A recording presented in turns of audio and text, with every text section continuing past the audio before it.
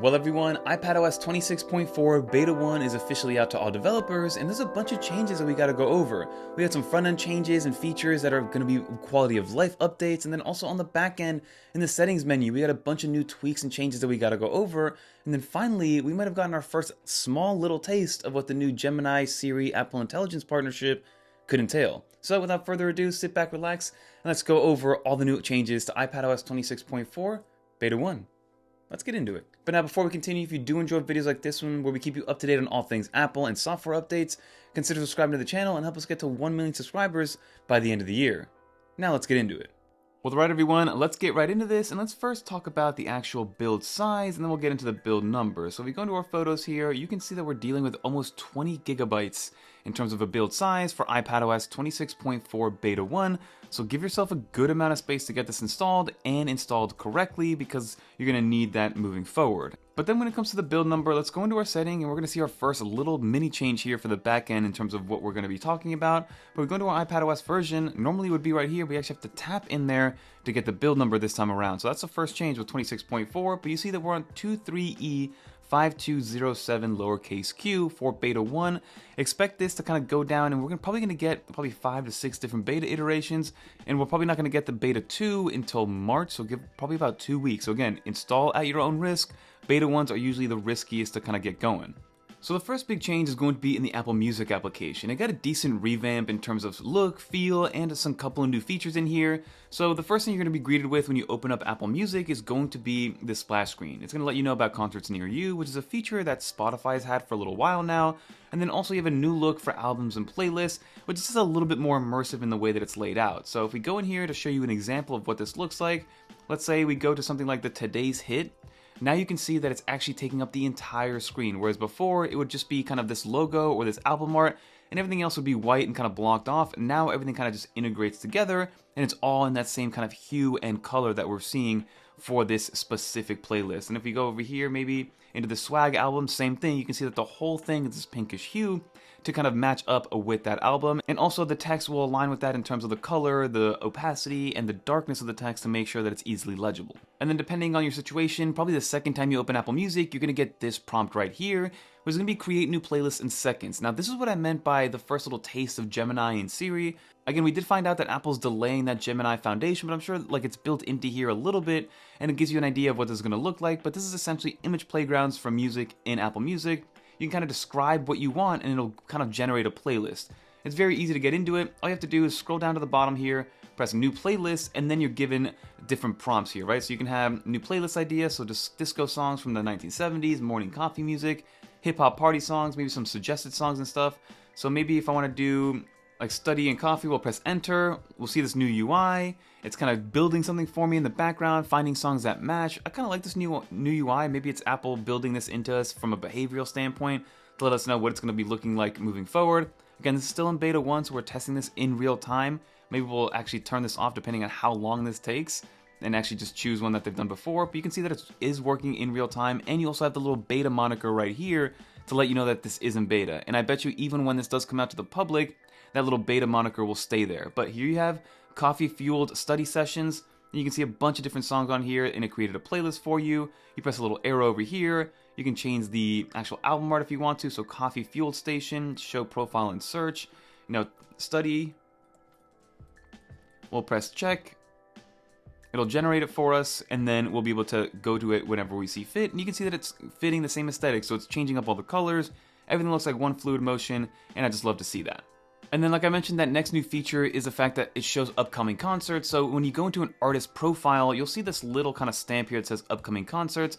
Maybe eventually you'll be able to click into it, but for right now you can't. You have to scroll all the way down to the bottom, and then you see here all upcoming concerts. So you can click on here, get a little bit more information. Maybe you can click on the Glasgow one. It gives you information, it gives you the time, the date, the location. You can press get tickets, powered by Ticketmaster, so you press on this and it'll take you to Ticketmaster after the fact in order to get those tickets purchased if you would like to. So I like this integration. Like I said, Spotify has had it. It's just nice now that Apple Music has it. And then to coincide with that, Apple actually created some new widgets. So if we go into the edit screen and press edit, add widget, we now get a couple new ambient sounds, right? So we have the ambient music. Now this stuff has been here actually in the control center before, but now we actually have a way to add this on here, which I love to see. So if we want to add this one in here, we'll just press add widget, and then you press play, and then it'll start playing those songs and those sounds for you, which is awesome. So for instance, if I press on the well-being one, it'll start playing. There isn't any kind of feedback yet, which is kind of annoying, but you can see here that it is playing Of Mind and Body. So again, it's like a well-being, chill, ambient music widget, which is now there, which you've had in Control Center, but now we have a dedicated home screen widget for it as well. And then another thing that you might notice here, as well as with the lock screen, is that the lock screen is now taken over completely by the digital artwork, and if it does have an animated artwork or album artwork, it'll then also coincide with that. So now the next update has to be in the podcast app. So if we go into the podcast app right here, the biggest update here is that they did add video finally to the podcast app. Now I'm somebody who loves video podcasts. I listen to them exclusively on YouTube just because I like to visualize what's going on, but then feel like maybe I don't have to watch it if I don't need to, but I like the option to watch it. So I think this is a great update and a way to really compete with the other platforms like YouTube and like Spotify, who also added that recently. But now, in order to know if it's available for that podcast, for instance, you go into the podcast itself and you'll see this little kind of video moniker down here, this little icon, and then individual episodes will also have that icon. So if I press play here, it'll play the video for me right there, which is great to see. Then you can also, if you want to, you can hide the video by pressing this. This will help out with data and things like that. So if you are on the go and maybe you don't want to render and download a whole video and you're short on data, then this should help out a little bit. And then also if you're on a limited plan, this will help out as well. But you can hide or view the video however you see fit. And I like this new addition. I'm just hoping more and more people adopt this sooner rather than later, because right now it is a little bit tough to find. But then again, we are on the beta 1 version, so how would they have known? The next one we have is in Safari. So Safari on iPad specifically got a change. So if we go into our settings, go into Safari down here, which I think we have to look up.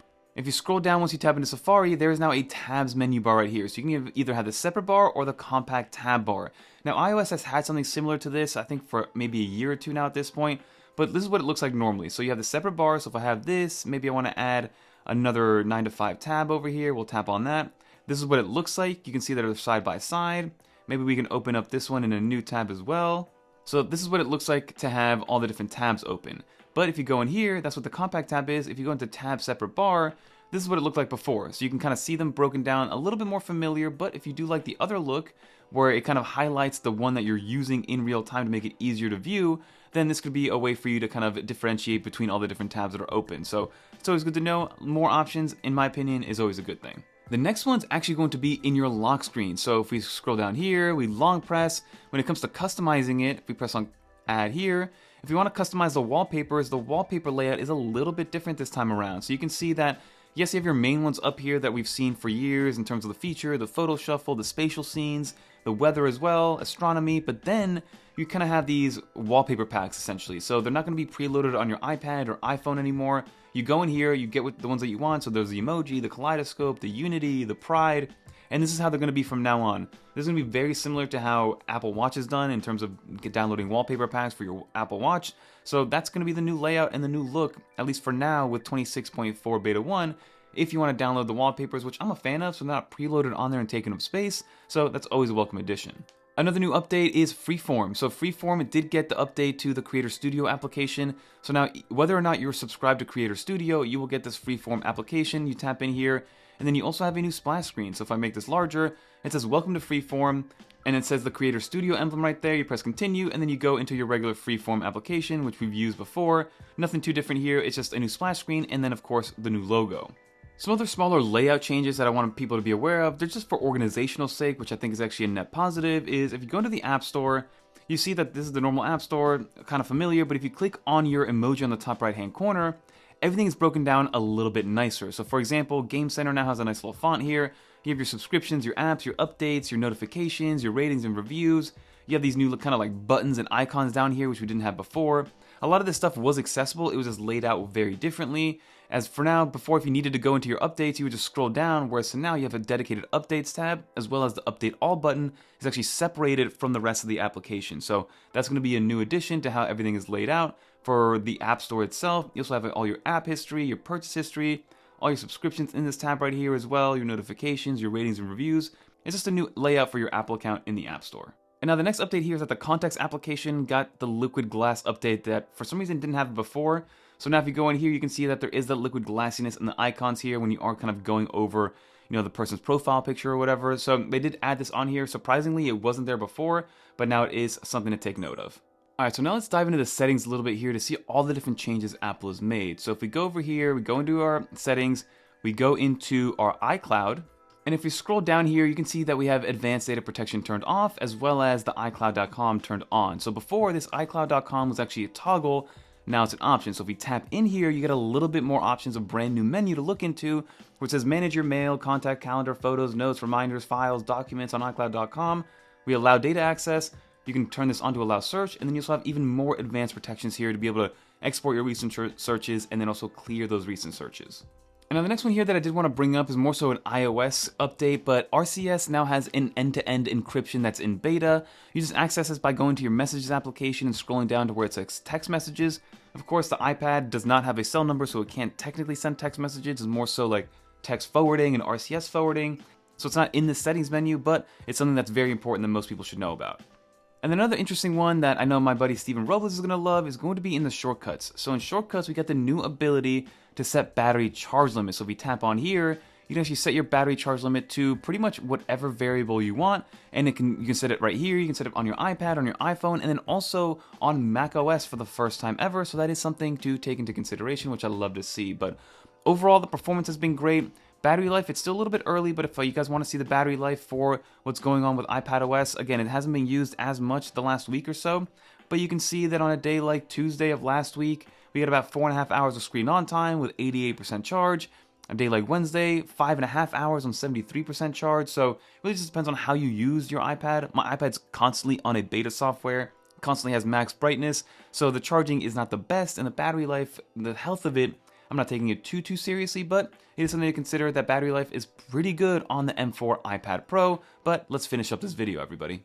So as you guys saw, with a 26.4 and even number update, that usually means some big changes both visually, feature-filled, as well as in the backend in the system, and we got a lot of that with 26.4 Beta 1. Now I would advise people to usually avoid the Beta 1s because there's a lot of changes happening at once, and sometimes that's kind of the worst time to really update and test out these betas. Wait maybe 1 or 2 iterations for the Beta 2 and Beta 3 to come out, or maybe wait for the public beta to release in order to get a little bit of stability.